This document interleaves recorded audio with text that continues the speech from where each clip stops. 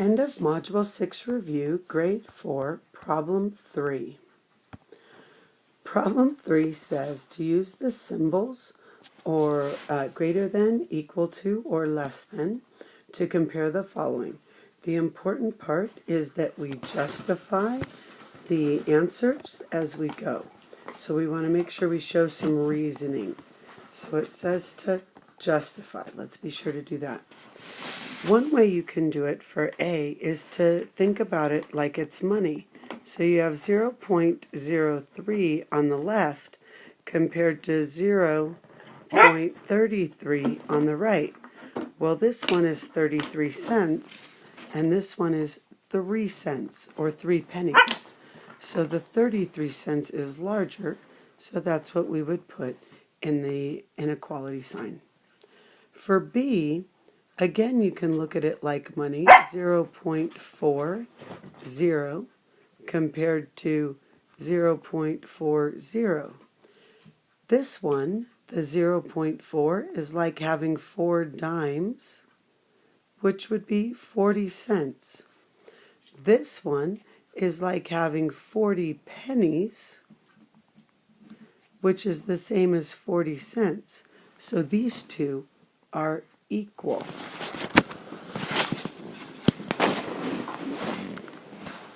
Now let's look at C. 15 tenths we can write as a fraction. And then let's ask my favorite question. So if we ask, is 15 tenths bigger or smaller than 1, we can see that it is larger than 1 because we can pull out 10 tenths, which makes 1, leaving us with 5 tenths left over. So then if you wanted to write 1 5 tenths as a decimal, it would be 1.5, showing us that C is also equal. 15 tenths is the same as 1.5, or 1 5 tenths. Now we have 1.05 compared to 1 5 tenths. So 1 5 tenths would have a 5 in the tenths column, and then 1.05 has the 5 in the hundredths column. So this one, again, just like having a dollar sign out there, this one's $1.05, and this one is $1.50.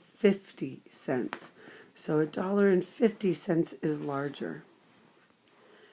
Over here on E, we have 18 cents compared to 18 tenths.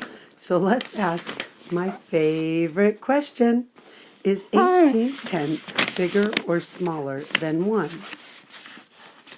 18 tenths is bigger than 1 because we can pull out 10 tenths, and that equals 1. And then we have a leftover of 8 tenths.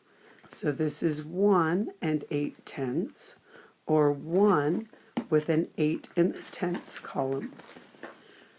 Well, if this is bigger than 1, and this one has a 0 in the ones column, then I would like to be assured that, oh my, that's a little big on my thing, my inequality sign.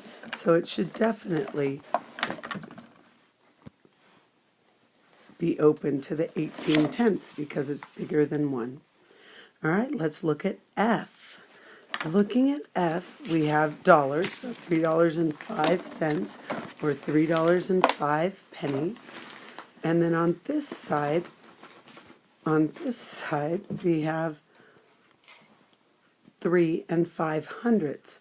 So if we could put that into a decimal, I need the 5 in the hundredths place.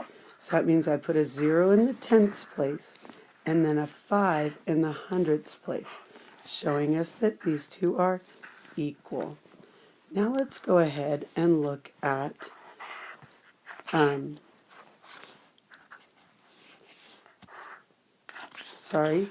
let's look at G and E. So how can we compare 3 plus 5 hundredths compared to 2 plus 11 hundredths. So we have to be really careful. This is 3 tenths plus 5 hundredths. Now we cannot add them unless they have the same denominator. So I'm going to change 3 tenths into 30 hundredths.